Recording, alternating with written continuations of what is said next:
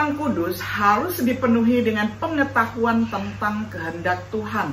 Kolose 1 ayat 9. Melibatkan pengetahuan yang baik tentang Alkitab, disertai dengan hikmat dan pengertian.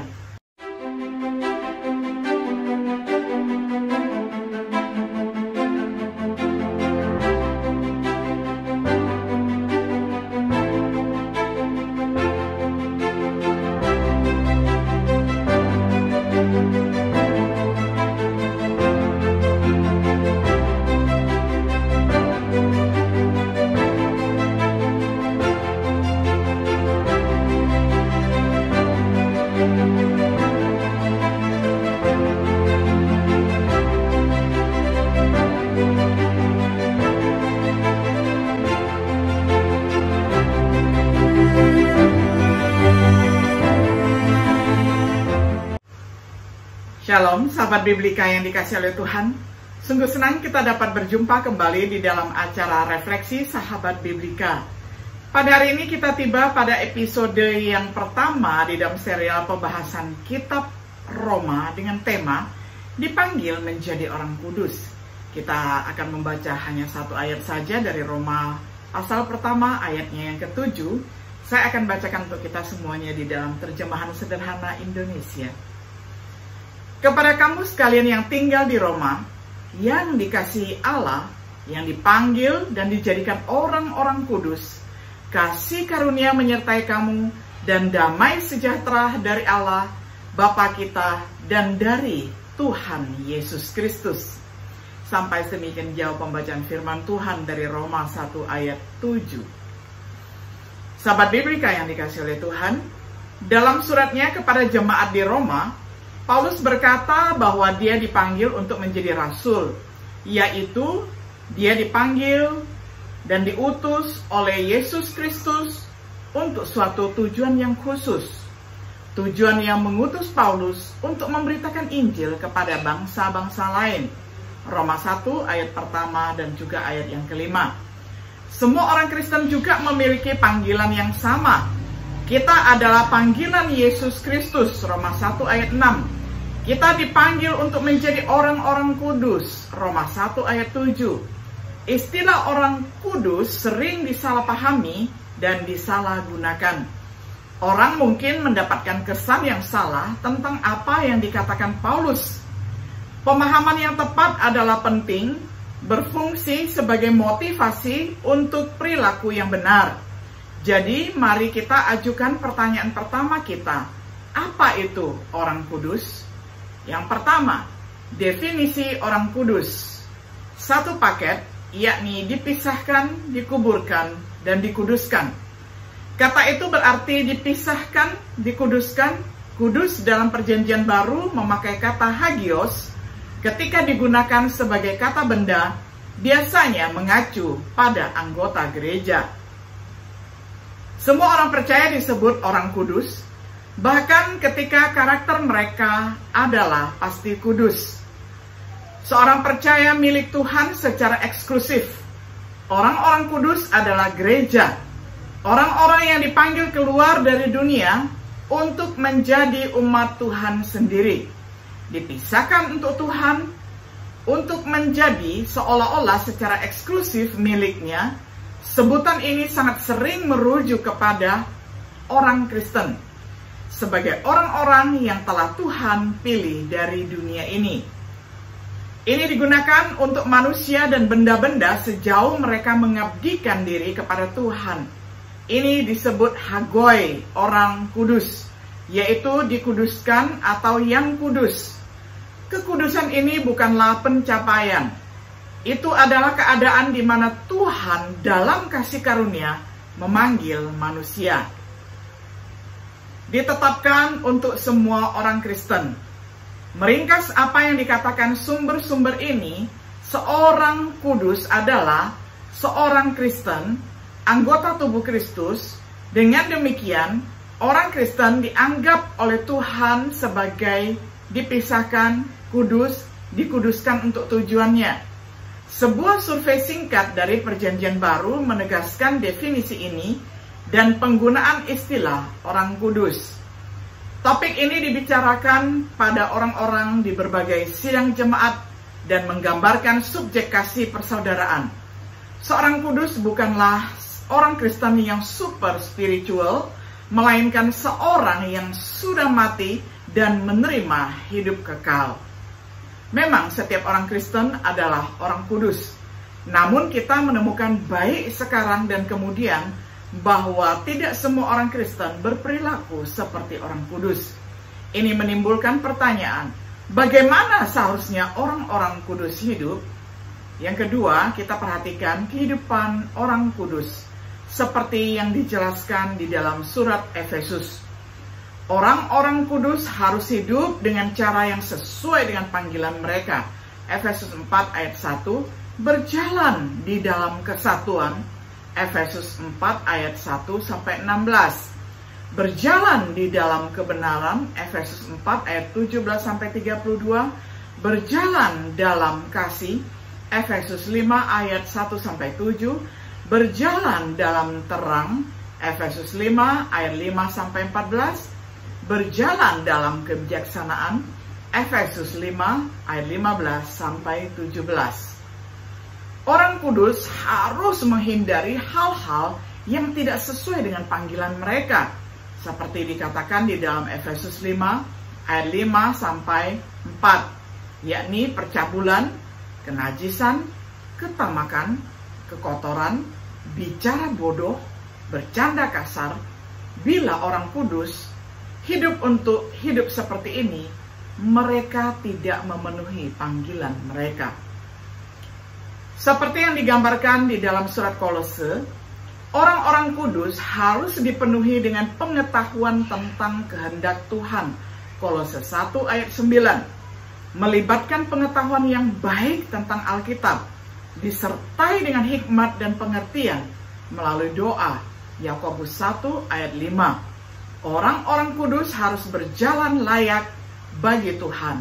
Kolose 1 ayat 10.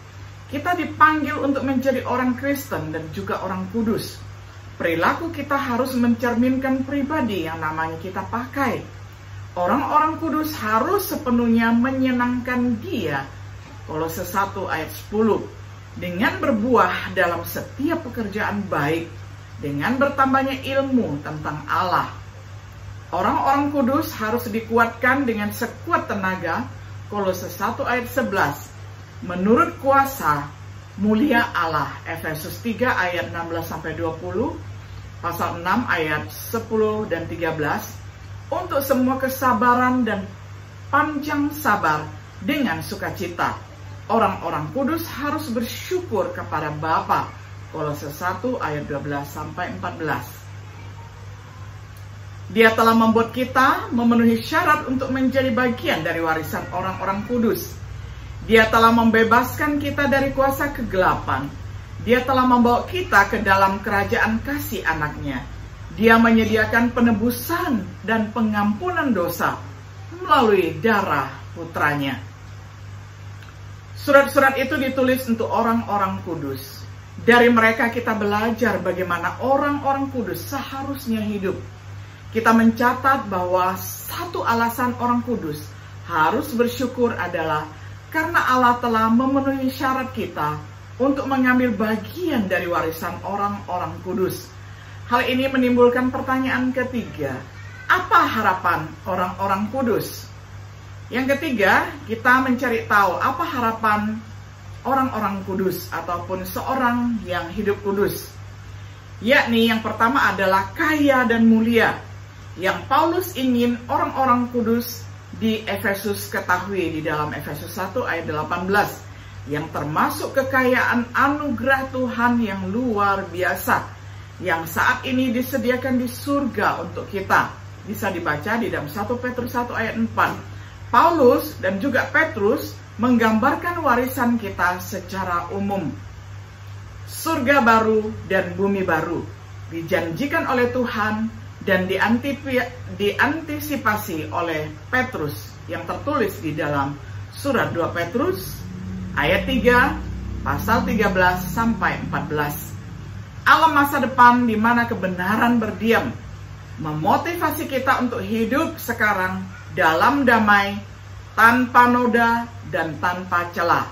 Diungkapkan oleh Yesus, dijelaskan oleh Yohanes. Wahyu 21 ayat pertama hingga ayat yang ke-7. Menggantikan bumi dan alam semesta saat ini, termasuk kota kudus, Yerusalem baru, turun dari surga, di mana Tuhan akan tinggal bersama manusia, memberikan berkat yang luar biasa.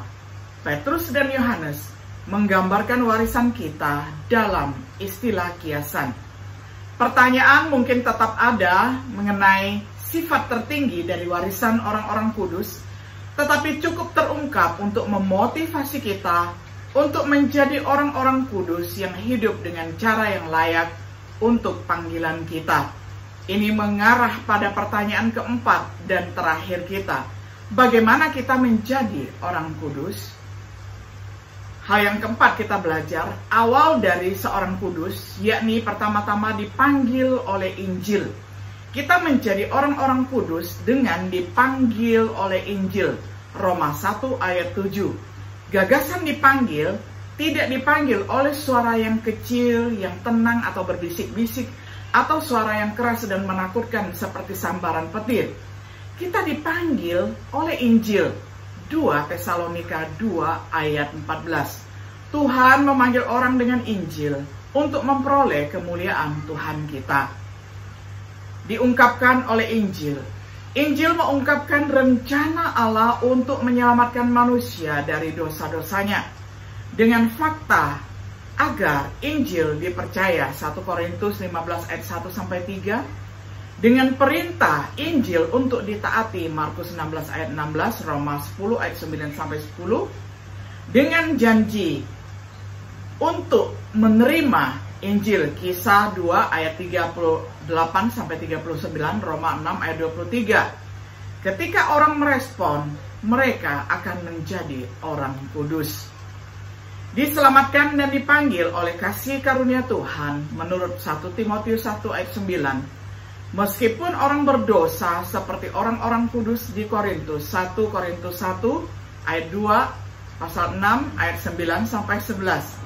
Setiap kali Injil diberitakan, Tuhan memanggil orang-orang untuk menjadi orang-orang kudus yang mendengar dihimbau untuk taat. Mereka yang taat dibasuh, dikuduskan, dibenarkan. Mereka yang dikuduskan, dipisahkan, dikuduskan untuk tujuan Allah, yaitu orang-orang kudus.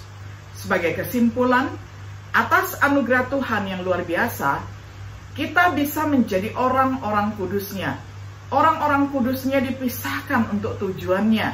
Kita dapat menantikan warisan indah yang disediakan di surga bagi kita. Namun sebagai orang kudus, kita harus berjalan dengan cara yang sesuai dengan panggilan kita. Kita harus membuat panggilan dan pilihan kita pasti. 2 Petrus 1 ayat 10-11. Bahkan Paulus yang disebut sebagai rasul dan orang kudus menyadari resiko penolakannya setelah berkhotbah atau memberitakan Injil kepada orang lain. 1 Korintus 9 ayat 27. Apakah Anda seorang kudus? Anda adalah orang kudus jika Anda telah menanggapi panggilan Allah melalui ketaatan kepada Injil. Apakah Anda hidup sebagai orang kudus yang seharusnya? Semoga harapan orang-orang kudus memotivasi Anda untuk berjalan sesuai dengan panggilan Anda. Sahabat Biblika yang dikasihi oleh Tuhan, kiranya setiap diri kita yang sudah Tuhan panggil dengan panggilan Injilnya, kita menjadi orang-orang kudus yang memuliakan Tuhan dimanapun kita berada dan apapun yang kita kerjakan. Kiranya Tuhan Yesus menyertai dan memberkati kita selalu. Shalom.